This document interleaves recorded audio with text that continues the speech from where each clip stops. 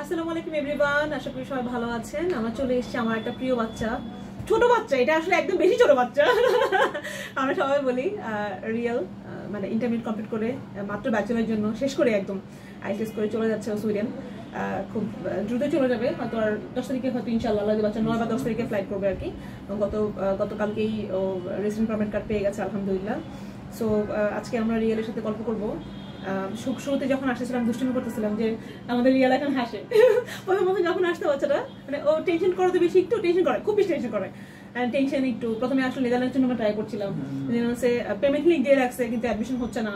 আবার হচ্ছে উঠনব্রাকি করলাম, ওখান থেকে অ্যাডমিশন ক্যান্সেল মানে হয়ই নেই, অ্যাডমিশন দেয় নেই ওরা, ওদের এত বেশি ফায়ার আছে। তো নেদারল্যান্ডস এখন একটু ঝামেলা। এরপর আমরা আসলে প্ল্যান করে করলাম যে একটা স্টুডেন্টও করে রাখি, এত করে না হয় সাবজেক্টও ম্যাচ করলো, যেহেতু সায়েন্সের স্টুডেন্ট ছিল। সো আজকে আমরা রিয়েলি গল্প শুনবো। রিয়েল কেমন লাগছে? আলহামদুলিল্লাহ অনেক ভালো লাগছে, ভিসা পেয়েছি যেহেতু। মন খারাপ আমার জন্য, বাবার জন্য? নাকি ভাগতে পারলে বাঁচি? ভাগতে পারলে বাঁচি। যেটা হয় ও হচ্ছে, মানে আমি মাত্রই ভিডিও করার আগে বলছিলাম, ওর অস্ট্রেলিয়াতে ওর মামা টামা থাকে, ওর ইউকেতে ফ্যামিলি মেম্বার থাকে, ওর ইভেন জার্মানি থাকে।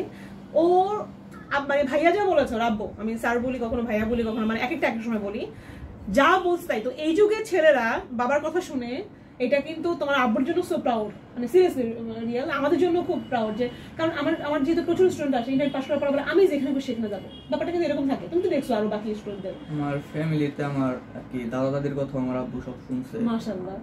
তো ওই পারিবারিক শিক্ষা ট্রু, এটা রিয়েলি ইম্পর্টেন্ট। কারণ বাবা মারা কখনো খারাপ চায় না রিয়েল পৃথিবীতে, কখনোই। একটা মাত্র সম্পর্ক, সেটা হচ্ছে স্বার্থ, সেটা হচ্ছে বাবা মা।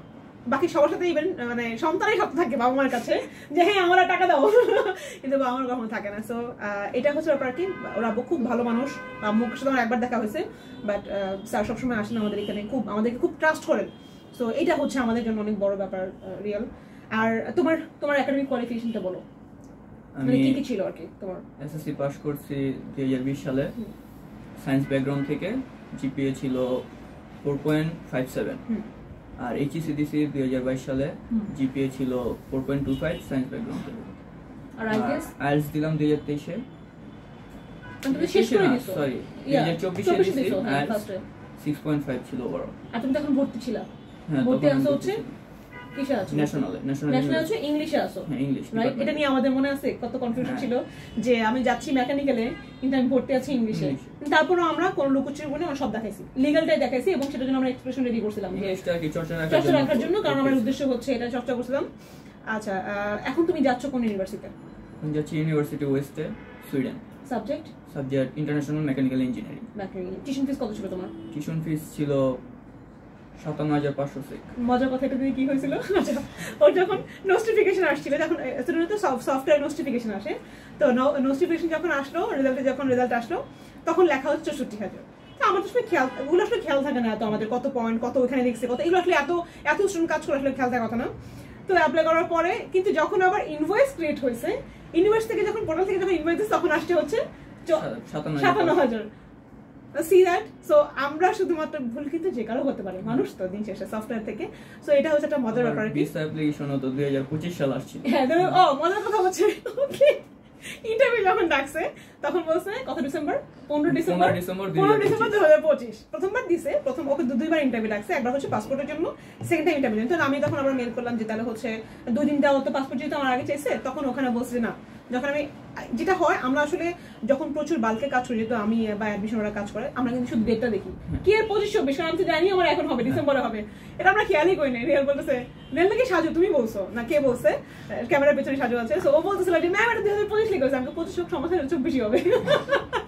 সো এটা আর কি। বাট ইন্টারেস্টিং ব্যাপার হচ্ছে ওর কোনো ইন্টারভিউ নেই, ইভেন ইন্টারভিউ ডেট দিছে, সেগুলো হয়েছে সমস্ত ফাইল নিয়ে আমরা ব্যাক টু ব্যাক 7 দিন টানা ইন্টারভিউ। বেচারাটা এত দূর থেকে বাচ্চাটা এসে প্রতিদিন প্র্যাকটিস করছে, টেনশন নেই। তোমার এক্সপেরিয়েন্স বলো, কি কি আমরা করছি? প্র্যাকটিস করছি অনেক, আর আমি তো একটু ইন্ট্রোভার্ট পারসন, সেই ইন্ট্রোভার্ট তারে এক্সট্রোভার্ট করতে যে পরিমাণ কষ্ট আমাদের হয়েছে, বাবা এটা এরকম করে বলবা, বাবা এই বলতে হবে, বলে আপু আমার বেশি বললে তো আমি ইয়ে হয়ে যাবো, মানে টেনশন করবো। ওর ইংলিশ খুব ভালো, ডেফিনেটলি ইংলিশ ভালো, কিন্তু সেটা হচ্ছে ও খুব চুপচাপ থাকে। তো দেখা যায় বেশি কথা বলতে গেলে বিরক্ত ফিল করে, যেটা আমি বুঝি। তো সে জায়গা থেকে কিন্তু ওই টাইমে যাওয়ার পর আবার কিছুই না, নর্মালি ফিঙ্গারপ্রিন্ট যখন নিয়েছে বাংলায় জিজ্ঞেস করছে, বাংলায় কোয়েশ্চেন করছে, কিন্তু আমি ফার্স্টে 2-3টা ইংলিশে অ্যান্সার অ্যান্সার দিছিলাম, তারপর থেকে সব বাংলায় দিছি। সব বাংলায় দিছো। সো ওইটাই আসলে ওরা মেজর ধরে নিয়েছে আর কি। আর যেহেতু আলহামদুলিল্লাহ কোনো ডকুমেন্টেশন মিসিং ছিল না। আর তোমার ব্যাংক কত রাখছিল তুমি? ব্যাংক রাখছিলাম, ফার্স্টে রাখছিলাম 20 লাখ, তারপর 3 লাখ ওঠানোর পর 17 লাখ ছিল। কতদিন ছিল এটা? 6 মান্থ ছিল। 6 মান্থ ছিল। মানে ও আসলে যখন অ্যাপ্লিকেশনটা করে তখনই আমরা আসলে বলছিলাম যে আমার একটা এক্সপ্রেশন ছিল যে অ্যাডমিশন হবে, মানে মন থেকে একটা ভরসা ছিল যেহেতু কাজ করি। তো তখন থেকে ভাইকে ভরসার সাথে ওর আব্বুকে একদম সাথে ব্যাংক রেডি করে ফেলছে।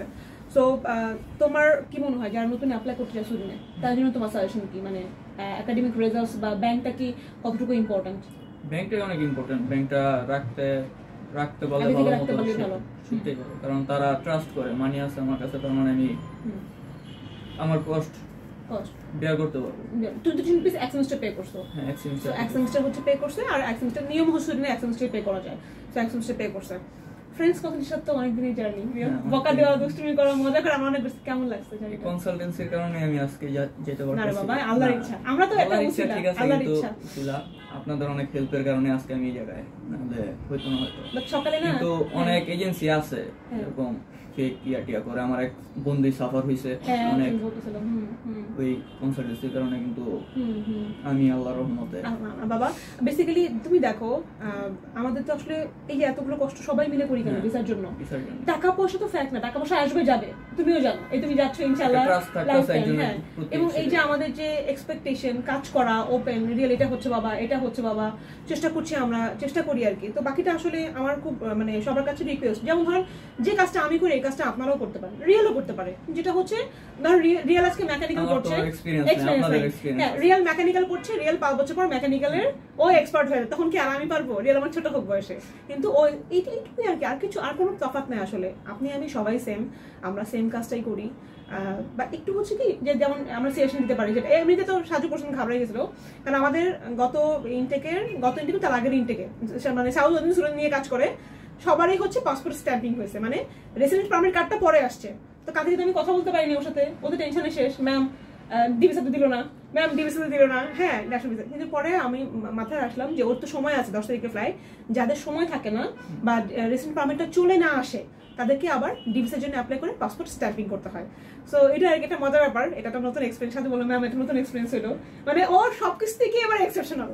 অ্যাডমিশন থেকে শুরু করে ছিল এক কান্ট্রি, ট্রান্সফার হয়েছে আরেক কান্ট্রি, সেইখান থেকে অ্যাডমিশন প্রসিডিউর, টিউশন ফিসের ব্যাপার। সো আমি একটু আগে ভিডিও করার আগে বলছিলাম যে বাবা সবকিছুই লাগে। ও বলছিল হ্যাঁ ম্যাম একদম, ভাগ্য ছাড়া বিদেশ ভাগ্য আসলে হয় না। অনেকে তো ইউপোতে অ্যাপ্লাই করেছে, ফ্লাইট লেট হচ্ছে। সো আল্লাহ মাফ করুক, আমরা সবাইকে চাই যে যেখান থেকে অ্যাপ্লাই করেন প্রতিটা বাচ্চা একটা স্বপ্ন নিয়ে অ্যাপ্লাই করে। আমাদের বাচ্চাটাও যাচ্ছে, ও খুব ভালো স্টুডেন্ট, আমি সামনে বলে বলছিলাম, আমি যতটুকু জানি ওর আব্বু অসম রকম ভালো মনের মানুষ, এবং বাচ্চার ব্যাপারে সে সাক্ষণ মাপ, মানে ওর কোথায় টাকা লাগবে, কি লাগবে, কিচ্ছু লাগবে সব সাক্ষণ মাপ। সো খুব চাই, স্যারও খুব চাই যে ও খুব ভালো করে পড়াশোনাটা করুক। আমরা খুব দোয়া বাবা, ইনশাআল্লাহ 2 বছর পর দেখা হবে সেঞ্জনে গিয়ে, আমরা খুব মজা করবো। তখন দেখবো রিয়াল ঠিকই কথা বলতেছে অনেক, সাজু রিয়াল ঠিকই দেখবা যে 2 বছর পর কি পরিমাণ কথা বলে ওইখানে গিয়ে। আর তোমার চলো তোমার কার্ডটা আমরা একটু দেখি। এইটা হচ্ছে সেই সাইনটা না? আমার হ্যান্ডরাইটিং অনেক বাজে। ও বেসিক্যালি কথা বলে খুব সুন্দর করে, সেই সাইনটা ও যখন আমাকে সাইন করে দিয়েছে তখন আমি সাথে বলি এই ও কি সাইন করে দিয়েছে পাসপোর্টে, পরে সেই সাইনটাই লাগছে। মজার কথা হচ্ছে অনেক সুখ না, কিন্তু ভিসা ইয়াতে রেসিডেন্ট পারমিট কার্ডে ওকে খুব হেলদি লাগছে। আমি রিয়েল পাসপোর্ট না ইয়া থেকে না বের করে দেয় যে বড় ভাইয়ের ছবি নাকি এটা। সো এটা হচ্ছে আমাদের সুইডেনের ভিসা। থ্যাংক ইউ বাবা, থ্যাংক ইউ ফর এভরিথিং। তুমি যে আমাদেরকে ট্রাস্ট করছো, স্যারকে ট্রাস্ট করছো, আর থ্যাংক ইউ ফর এভরিথিং। অনেক দোয়া, নতুন একটা লাইফ শুরু করবা, নতুন জার্নি, বাট দোয়া থাকবে এমন কিছু করবা না যেটা করে তোমার ক্ষতি হয়। তোমার লাইফ তোমাকে চেষ্টা করতে হবে। আমি ওখানে 3 বছর কষ্ট করবো, 3 বছর কোর্স তোমার, সারা জীবন আরাম করবো, 3 বছর আরাম করবো। করা উচিত, গিয়ে পড়াশোনা করা উচিত। ওই পড়াশোনার স্টুডেন্ট ভিসায় গিয়ে পরবর্তীতে ওয়ার্ক পারমিটে কনভার্ট হয়ে যায়, অনেক কিছু করে। ঠিক এই কারণে বাঙালিরা ভিসা পায় না। এইজন্য আর তোমার তো লিগ্যালিটি আছে, তুমি তো এমনিতেই পাবা পিএস যাবো। সো আর ও খুব ভালো স্টুডেন্ট, আলহামদুলিল্লাহ ফাইন্যান্সিয়াল জায়গা থেকে ও খুব ভালো, স্যারও খুব ভালো অবস্থা। আমি সেটাই ওকে বলছিলাম যে গিয়ে পড়াশোনাকে শেষ করতে হবে, তারপর ইনশাআল্লাহ যা করার পর ওখান থেকে যেখানে যাও, জার্মানি যাও, যেখানে যাও সেটা হচ্ছে ব্যাপার। সো দোয়া করুন বাচ্চাটার জন্য, আমার খুব ভালো বাচ্চা। আজকে মানে খালি লাগছে আর কি, মোটামুটি বছরের শেষ তো সব খালি হয়ে গেছে আলহামদুলিল্লাহ। সব ভিসা কয়েকটা বাকি আছে জানুয়ারি ইনটেকের জন্য ভিসা পাওয়া, ইনশাআল্লাহ মোটামুটি সব খালি। তোমার রাশিয়া শেষ, হাঙ্গেরি শেষ হয়ে যাচ্ছে, হাঙ্গেরি অবশ্য অ্যাপয়েন্টমেন্ট আছে জানুয়ারিতে, তুমি সুইডেন, তোমার আরেকজন আছে শেষ, ডেনমার্ক আছে আমার কিছু, ইউকে অনেকগুলো ফাইল পেন্ডিং আছে, মানে যেগুলো যে কোনো সময় ডেলিভারি পাবো আর কি। তো বছরের শেষ মনে হয় রিয়েলকে দিয়ে শেষ। সেই ভালো যার সব ভালো তার।